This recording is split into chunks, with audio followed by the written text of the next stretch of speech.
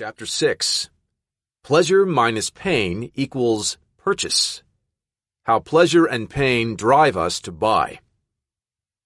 Imagine trying to add up all the physical objects you own, everything you've bought, everything you've received as gifts, the furniture in your house, the items in the closet, the pictures hanging on the wall, even the sentimental stuff, the old letters and love notes, graduation certificates and postcards.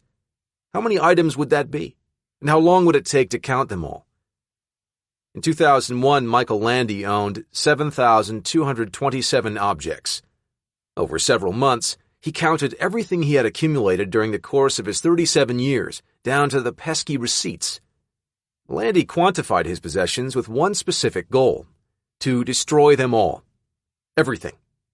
Between February 10 and February 24, 2001, his entire inventory of personal belongings, from his car to his computer to the sheepskin coat his father gifted him, was publicly destroyed. All of the items were brought to a large warehouse, tagged, put in yellow containers, and funneled along a conveyor belt to where Landy, along with 12 assistants, stripped, shredded, crushed, and dismantled the objects as an art project called Breakdown. After it was all over, Landy was left with nothing but the blue workman's jumpsuit he was wearing. Now, perhaps the most interesting aspect of Landy's work was the reaction of onlookers who saw the process unfold. It triggered an emotion nothing short of horror. James Lingwood, the curator for the project, told the BBC that onlookers were deeply unsettled and sometimes appalled to see the destruction of personal mementos, letters, photographs, works of art. That is deeply disturbing. At the other end of the spectrum, there are people who hoard literal tons of worthless objects and can't part with anything they've brought into their house. Hoarding behavior is strikingly common, noted to exist in 2 to 5% of American adults. Entire houses can be literally filled with seemingly meaningless objects. Yet despite these piles taking over their lives, hoarders get incredible anxiety at even the thought of parting with so much as a pen they've never even taken out of the packaging. From Landy to hoarders, how can we understand this incredible spectrum of attitude and behavior toward owning things? The explanation comes down to two extremely rudimentary motivations: pleasure and pain. We navigate life by making decisions that maximize pleasure and/or minimize pain. The formula, as applied to our consumer lives, is simple. Pleasure minus pain equals purchase. In one fascinating fMRI investigation, Stanford neuroscientist Brian Knudsen and colleagues found that a purchase could be predicted largely by the difference in activation between the brain's pleasure center, nucleus accumbens, and the pain center, insular cortex. Pleasure was measured when the product was presented, and pain was measured when the price was presented. If activity in the brain's pleasure area was stronger than the activity in the brain's pain area, a purchase was extremely likely. Similarly, if pain outweighed pleasure, a purchase was not likely. In other words, pleasure minus pain equals purchase. Or technically, if pleasure minus pain is greater than 0, purchase, but that's not as catchy. Put more broadly, if the anticipated pleasure of a thing is greater than the pain of obtaining it, we act. For Landy, the pleasure of a possession-free life or of staging the art installation was higher than the pain of burning his possessions. For hoarders, the pain of ridding themselves of their possessions is higher than the pleasure of a clean home. Smart brands optimize for the ways we are driven to maximize pleasure and minimize pain. But that's not an easy task. For one, the ways in which we experience pain and pleasure are anything but straightforward. Also, the ways in which our behavior is shaped by pleasurable and painful experiences is not always straightforward either. The result is a strange consumer world. Chasing pleasure. On the one hand, pleasure is intuitive. We know it when we experience it. We enjoy it and want more of it. But we're actually surprisingly oblivious to how it impacts our long-term mood, behavior, and sense of happiness. Let's take a closer look at the quirks of pleasure. Pleasure quirk number 1. It's fleeting. Willy Wonka. But Charlie, don't forget what happened to the man who suddenly got everything he wanted. Charlie Bucket. What happened? Willy Wonka. he lived happily ever after. It would be great if we were built like this. Unfortunately, Mr. Wonka's parable isn't supported. Pleasure is notoriously fleeting. Think about the last time you ate a delicious piece of cake. You see it there in front of you, the frosting glistening, the anticipation of its flavor exciting your taste buds. You stab your fork in and bring the first bite to your mouth. The pleasure is here. It is everything you hoped, and more. You even close your eyes to savor the flavor. Pause and ask yourself, how long was the actual pleasurable experience itself? How much time elapsed between when you experienced the pleasure and when you started thinking about the next bite? 1 second? 2? Almost as quickly as we experience pleasure, we're already looking for more.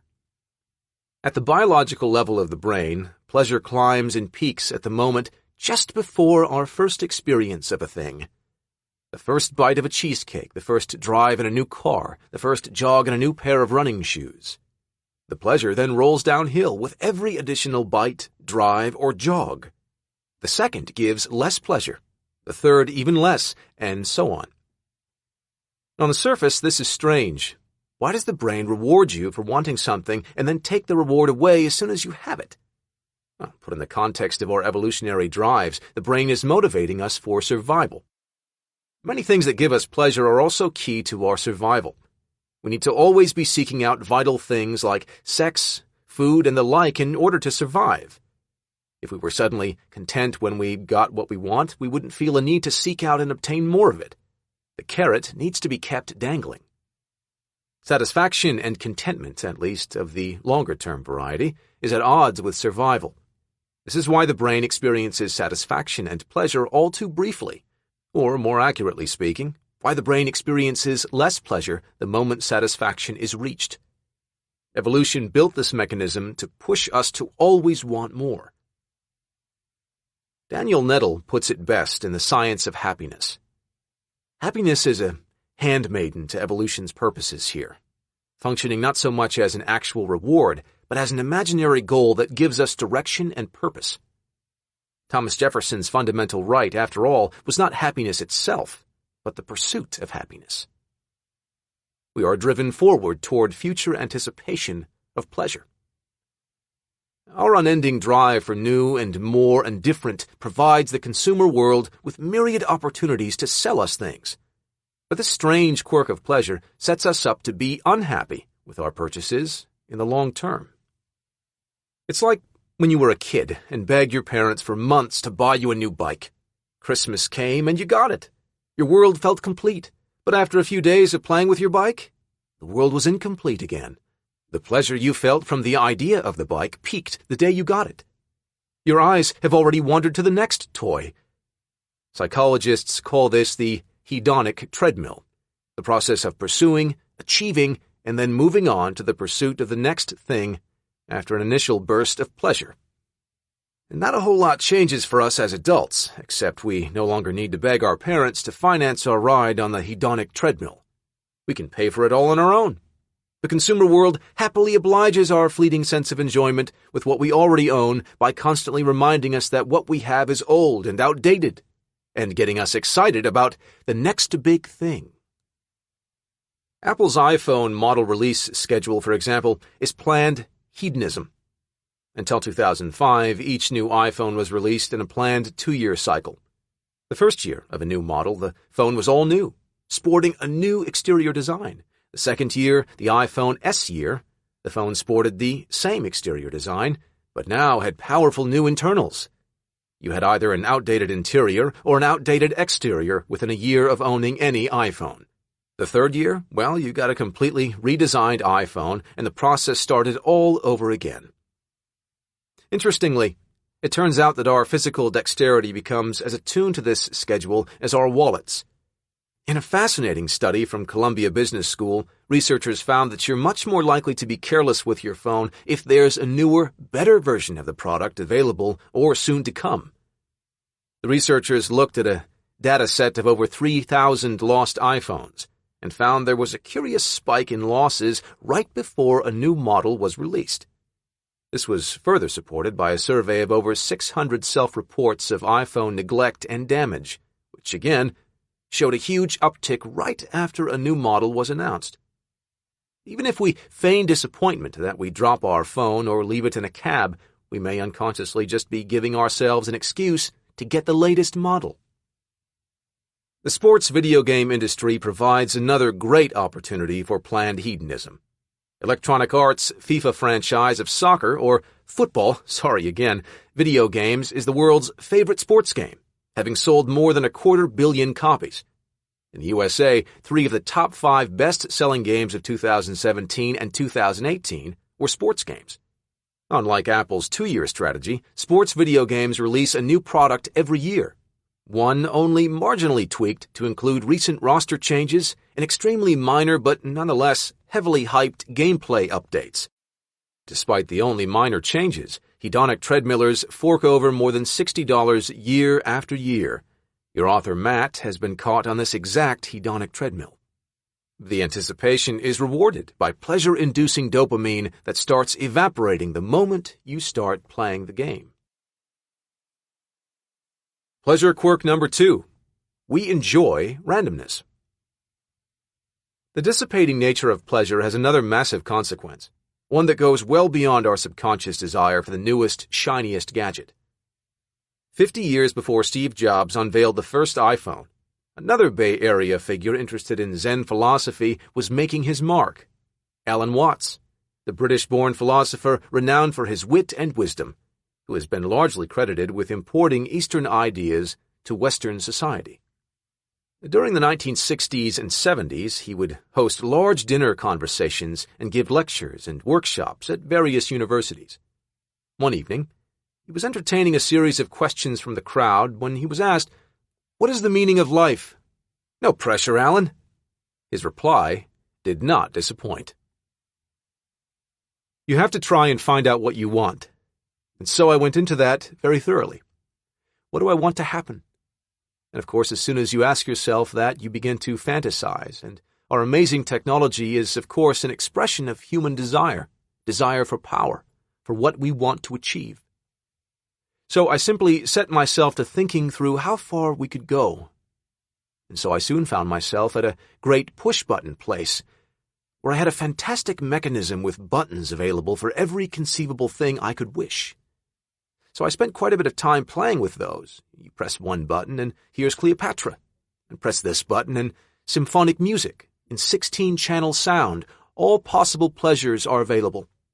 You suddenly notice there's a button labeled surprise. You push that, and here we are.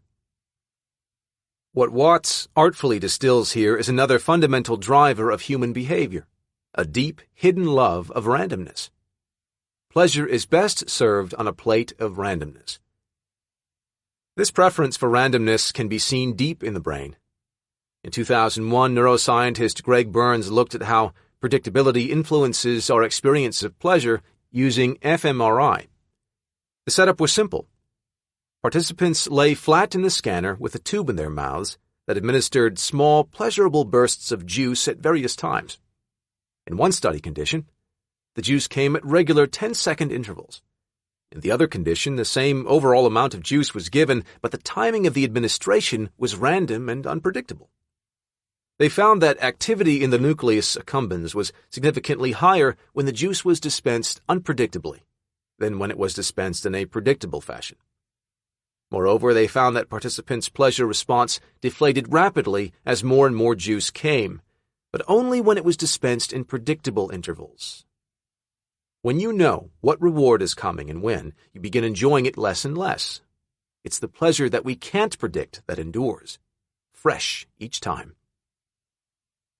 Random pleasures can be deliberately baked into the consumer experience to great effect. Research has found that participants were 3 times more likely to buy a coffee mug when they were told that they were randomly selected to receive a special discount. Rapidly growing sandwich shop Pret A Manger empowers employees with a fund to comp random customers of their choosing, a plan their CEO affectionately calls random acts of kindness. Zappos, a company with one of the highest customer service ratings in any industry, is known to catch its customers off guard with pleasurable surprises. They once went door to door through the entire town of Hanover, New Hampshire, surprising each customer at the door with gifts like warm gloves and scarves. We're willing to go out of our way to give ourselves the best chance at receiving a random, unexpected pleasure. Would you rather have a 100% chance of a 50% discount on an item? Or spin a wheel to get a random discount of anything from 0 to 100%? Even when the overall expected value is the same, most people choose to go with the random discount over the sure thing. Observations like this have also led to the development of unique lottery-like savings accounts. When you put your money in a savings account, instead of getting a steady 1% interest rate, you get a randomized return, which can result in gains of anything between $0 and $10,000. It's essentially gambling with your savings yield. The allure of this potential random pleasure is enough for many consumers to forego a traditional savings plan. Pleasure quirk number 3. We're bad at predicting future pleasure. How happy would you be if you got free ice cream for 30 days? Daniel Kahneman provided an exploration of this exact question through an experiment in which he had participants eat ice cream free of charge every day for 30 days. At first, participants were understandably enthusiastic. Everyone predicted that their enjoyment of the ice cream would increase day to day, and by day 30, they would be in ice cream bliss. This couldn't have been further from the truth. People were begging to drop out of the study by day 10, and those who did make it to the end felt miserable. The idea of ice cream every day was great. The reality, not so much. Some of this miscalculation, no doubt, was because the pleasure of ice cream, usually a once-in-a-while treat, became predictable.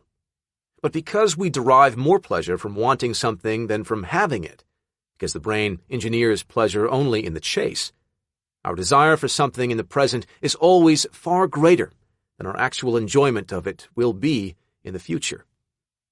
Humans don't calibrate for this, and it makes us terrible predictors of what will actually make us happy.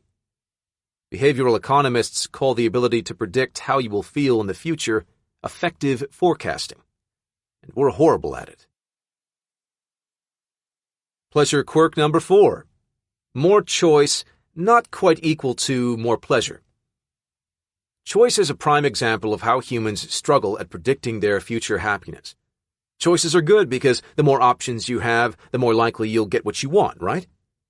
You may feel like you want choices or the freedom to re-choose if you regret your first choice. But in fact, too many options can lead you down a path of miserable ambivalence.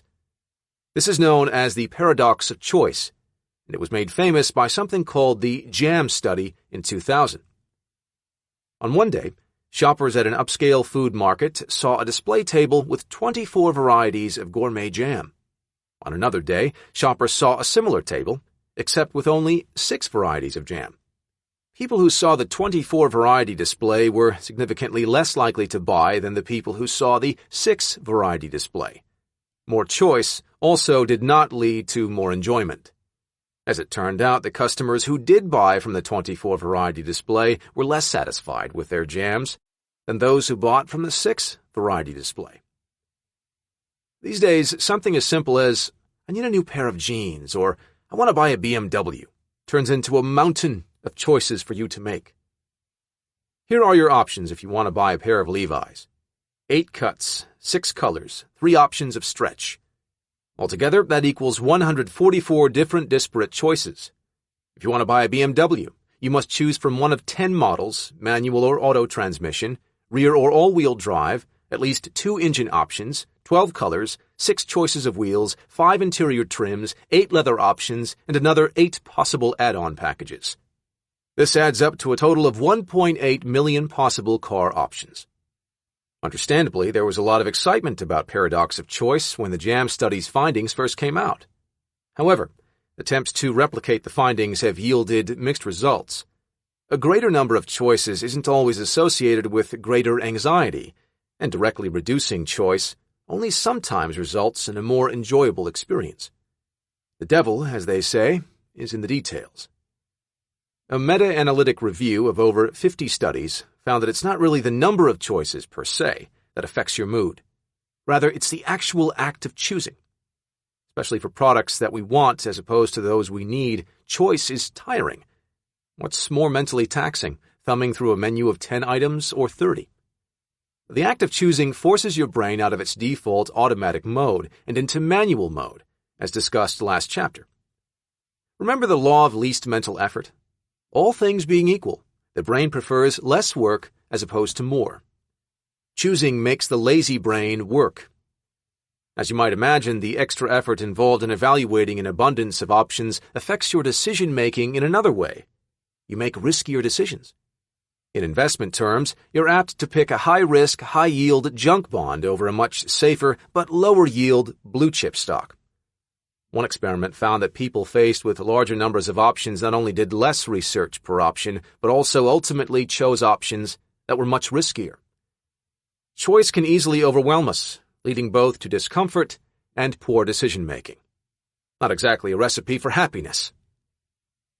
People want options in order to feel empowered, and companies want to offer them. But the act of choosing can be mentally burdensome. How companies resolve this oxymoron is by turning the pain of choosing into the pleasure of abundance. As the number of buying options has multiplied, companies and customers have converged towards simplified, seamless shopping experiences. Companies that can simplify the act of choosing are handsomely rewarded. Research suggests that brands that successfully simplify consumer decision-making, say by providing an easy, user-friendly way to see all of the product offerings, are 115% more likely to be viewed positively and recommended to a friend.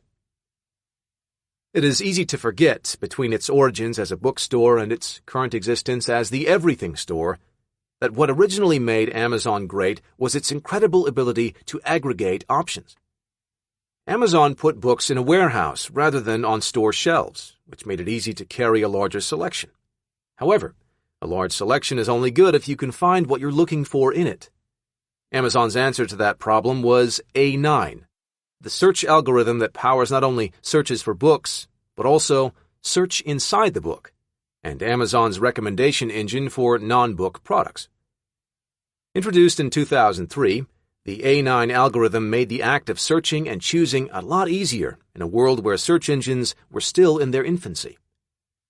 A platform with a similarly large inventory, Netflix, likewise turns the pain of choice into the pleasure of abundance.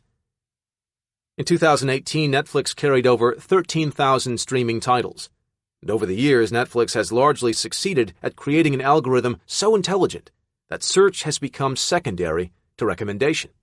You never have to search through Netflix's deep library of titles for something you'll like, because everything you could want to watch according to the algorithm is already there on your home screen. The way we choose in the consumer world mirrors more generally how we choose in life. Harvard psychology professor Dan Gilbert tested the broader impact of choice on happiness with undergraduates. Gilbert presented students with a series of black and white photos and had them pick the two they liked best. Of those two, one they got to take home, and one they would donate to the lab as proof they had done the experiment. One group of students were told that their decisions were final. Another group was told they could come back any time and exchange their pictures for the ones they gave to the lab. A month later, Gilbert's team asked everyone how happy they were with their photo choices. There was no contest. Participants who didn't have the choice to return their item were almost twice as happy as the group who could exchange any time.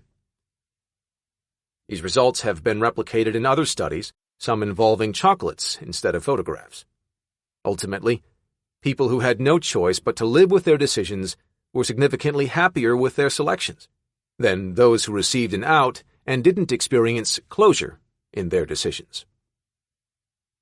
Examined through the lens of consumer experience, this has significant implications. Think about return policies, for example, a window of time in which choice lingers. Research shows that you'll be happier with your decision if you didn't have one. Why then do companies have them? Well, because customers want them, even if the policies ultimately make them unhappy in the long run. Applying this to relationships is fascinating. Research shows that 6% of arranged marriages, not forced marriages, end in divorce, sharply lower than the global divorce rate of 44%. One possible explanation is arranged marriages don't have a refund policy, so to speak, whereas love marriages do. But are arranged couples happy? Dr. Pamela Reagan's research comparing love and arranged marriages in the U.S. found unexpectedly that ratings of love, satisfaction, and commitment in arranged marriages were equal to those in their love marriage counterparts. From pleasure to pain. There are many ways to look at pleasure and how it drives our behavior, but pleasure is only one half of the equation. Remember, pleasure minus pain equals purchase. Things get zanier when pain enters our consumer lives. Numbing the pain of paying. What's the most painful part of a purchase? Despite what Lil Wayne would have you believe, making it rain is difficult. The most painful part of a purchase is the payment itself. And people generally dislike parting with money. When neuroscientists looked inside the brain in the act of making a purchase, they found that paying is literally a pain. Experiments using fMRI imaging have found that thinking about the price of a product, especially when that price is high, is associated with activity in the brain's insular cortex, the same region that is active when we feel physical pain or experience feelings of disgust. One way to alleviate the pain of purchase is, of course, to drop the price. Parting with $5 feels much less painful than parting with $50. But for businesses, that strategy makes neither sense nor sense with a C. Dropping prices means reduced revenues. Plus, recall from Chapter 1 that in high-class industries, a drop in price can also mean a drop in perceived quality. So, instead, companies focus on a second method of pain alleviation, reducing the pain of the payment process by tapping into human quirks in pain perception. As you saw in Chapter 5, marketers try to make consumers' decisions as quick and easy as possible. The same is true for payment. The quicker and easier, in other words, the less painful, the better. If "don't make me think" is the strategy for product selection, "don't make me feel" would be the mantra for payments. Businesses want to garner the largest payments possible, while making the payment process feel as innocuous as possible.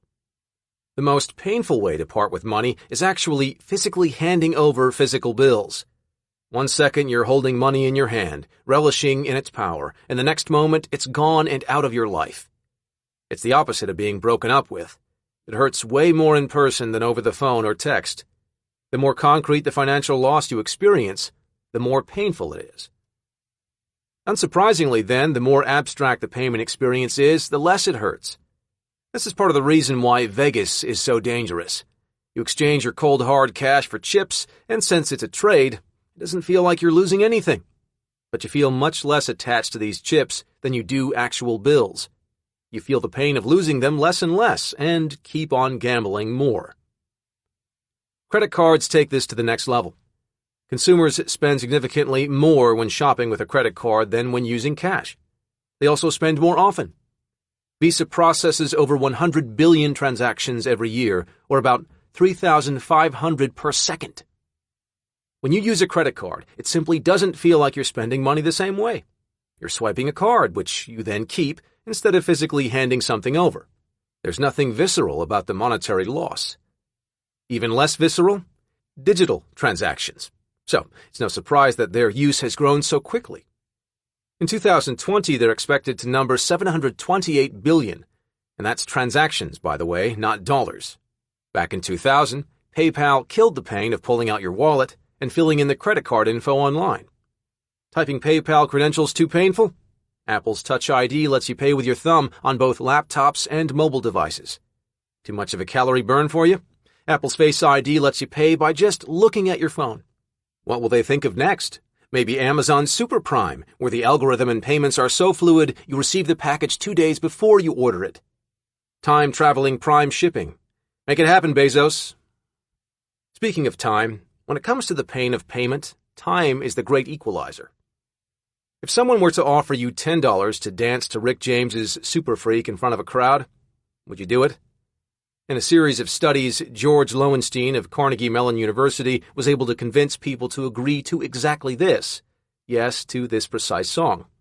What he found, though, was that if he asked them to do it right then and there, very few agreed.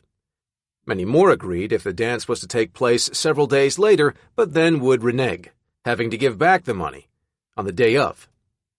We'll agree to do things in the future that would otherwise be unthinkable, or at least mildly out of character, to do in the present moment.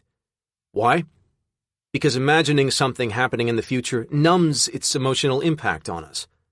Think of this as the less tasty reverse of Kahneman's ice cream study. We're just as bad at predicting future pain as we are future pleasure. It's easy to feel embarrassed about doing something in front of your peers when they're right there in front of you. It's much more difficult to imagine that embarrassment in your head. The same is true with payments.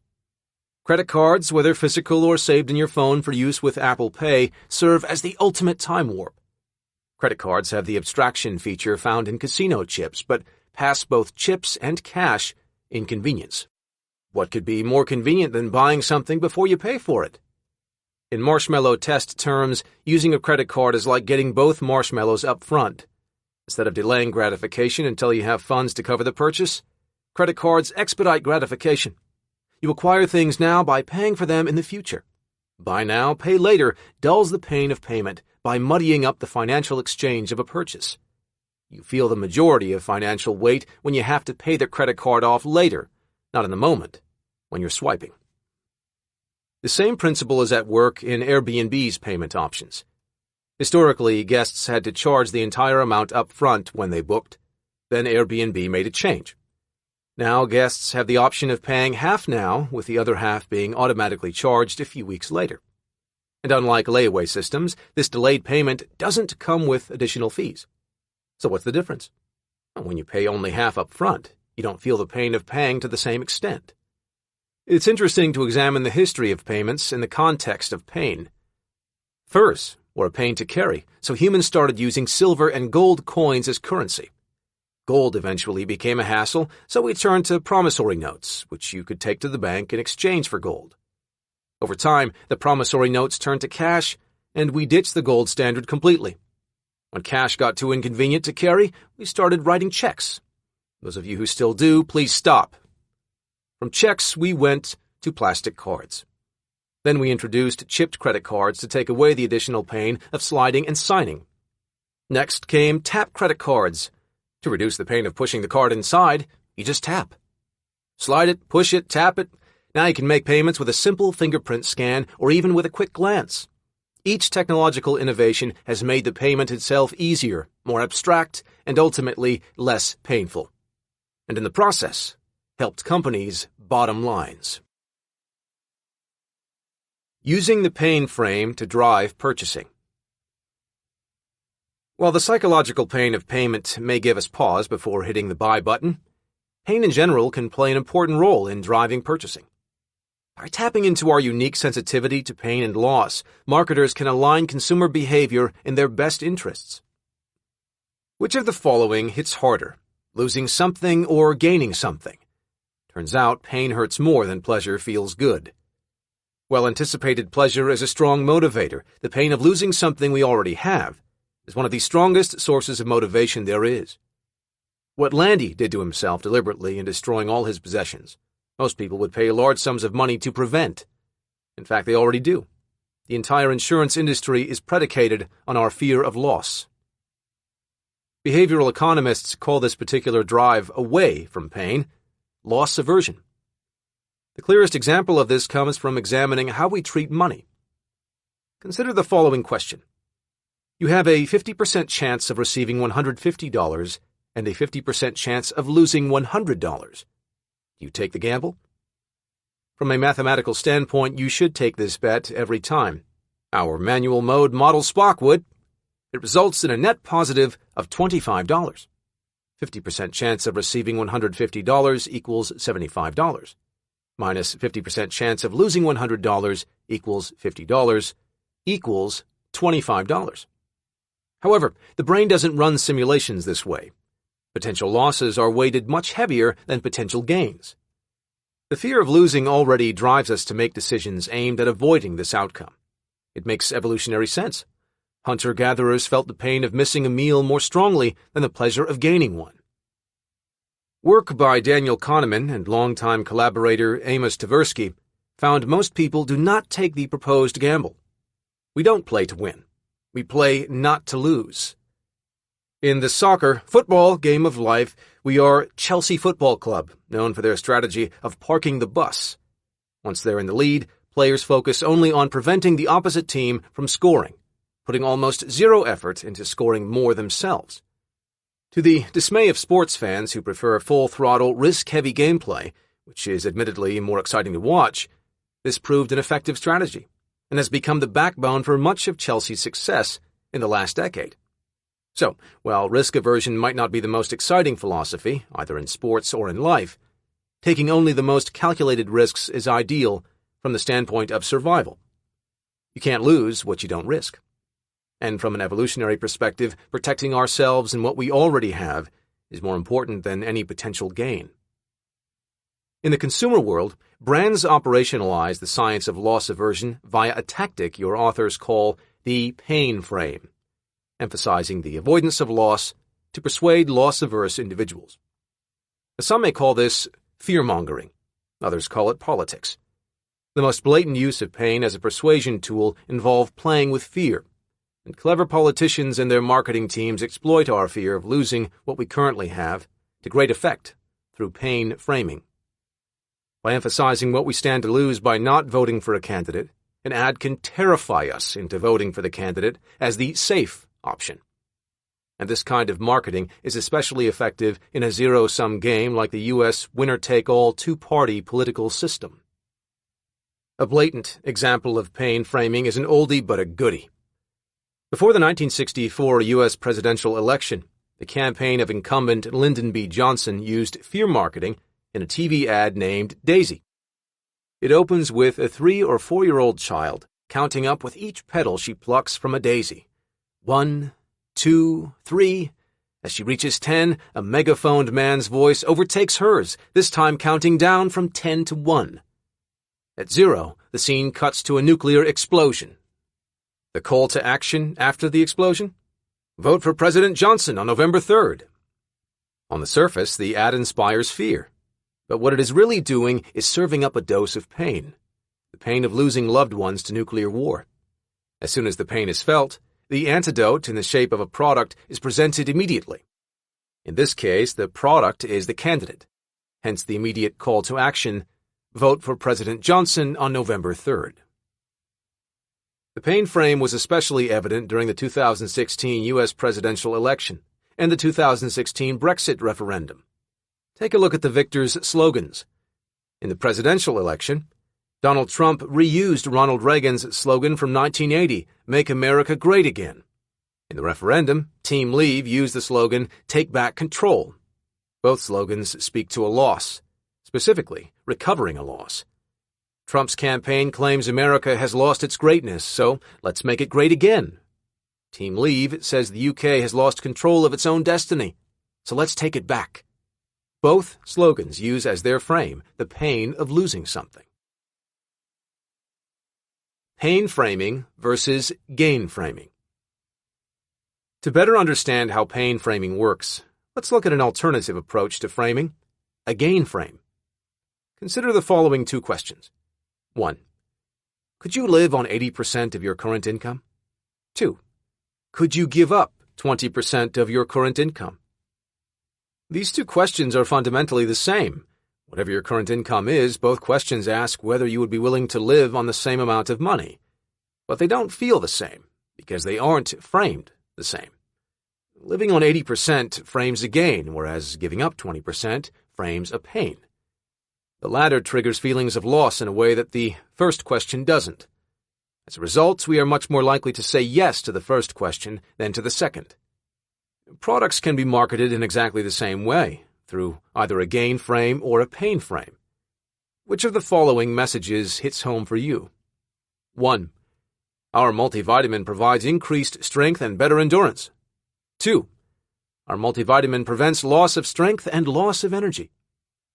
Even though the product's effects are the same, the frame makes a massive difference in how you view the product and whether or not you ultimately buy it. Especially for those of us who are particularly loss-averse, pain frames tend to be much more compelling. As the Taoist teaching goes, Between the all and the void is just a difference in name. Our perception of a product can be shifted significantly by how it's framed. The power of FOMO. Losing something can be extremely painful. This pain, and our drive to avoid it, extends to the loss of opportunity, losing what you could have had. And this also holds marketing power. Research by Dugardis Yankas at the ISM University of Management and Economics confirmed this. For an e-commerce website, the team tested loss framing offers via temporarily reduced pricing against other forms of psychological features, such as bandwagon techniques. 250 people have already bought this item, and use of gain frame. The quicker you order, the sooner you'll receive it. And the control/default, neither of the above. Turns out the offers framed to maximize FOMO, fear of missing out, resulted in the highest online sales, especially eclipsing the control/default group. Loss framing marketing might as well be called FOMO marketing. Marketers optimize their offers and messages to trigger this fear. Limited time offer. Act now. Don't miss out. This is an additional reason why the Gilt flash sales and Amazon Lightning deals discussed in the last chapter are so potent. Not only do they push you to think in automatic mode, they also amplify FOMO via loss framing. One brand, in particular, that has made shrewd use of FOMO marketing is Swedish House Mafia, a best-selling DJ group that helped usher in the first generation of pop electronic dance music in the U.S. The group announced they would be breaking up in 2011. Unlike the Beatles, who didn't monetize their breakup, SHM designed a whole tour around theirs. The tour was scheduled to span the globe: Russia, India, South Africa, Stockholm, Buenos Aires, and many more. The tickets sold out within minutes. The breakup tour ended up lasting 2 years, with the group methodically adding new dates. Within a year of concluding the tour, the group released a documentary of said breakup. Then, soon after the documentary release, the group announced a reunion tour. Michael Jordan had a more convincing retirement from the NBA, and he left twice. After all of that, you might doubt the authenticity of SHM's breakup, but you cannot doubt how powerfully fear of loss fueled ticket sales. Can a loss frame be powerful enough to make even a failed product successful? In the case of McDonald's McRib, the answer is a hard yes. You may recognize the McRib as a seasonal product, but that wasn't always the case. When the McRib first came out, it was meant to be a new staple of the menu year-round. It did not sell well. The sales were poor enough, in fact, that McDonald's soon pulled the plug. However, when they reintroduced the McRib as a seasonal product, sales skyrocketed. McDonald's is careful not to market it as seasonal, despite its return every fall, because this label doesn't optimize for pain of loss. Saying, "The McRib is back for a limited time only," on the other hand, does exactly that. All introduction to marketing courses hammer students with the 4 P's of marketing: price, product, place, and promotion. What is of deeper importance are the new P's of consumption: pain, pleasure, and purchase. Our purchasing behavior is heavily driven by our relationship to pleasure and pain, and their relationship to each other. And as we've seen, those relationships are far from straightforward. Pleasure is elusive, best achieved via its own pursuit, driven by randomness, and difficult for us to predict. And while we make purchases based on what we think will bring us pleasure, despite often being wrong, even more, we make purchases based on the avoidance of pain. Whether by directly instilling fear or framing a product in terms of loss, tactics that play on the human drive to avoid pain are oft-used tools in the marketer's tool belt. Looking at the roles of pleasure and pain this way, you'd be justified in seeing the modern consumer world as a pretty disturbing place. What worked in an environment of hunters and gatherers is less effective in the current environment of swipers and searchers.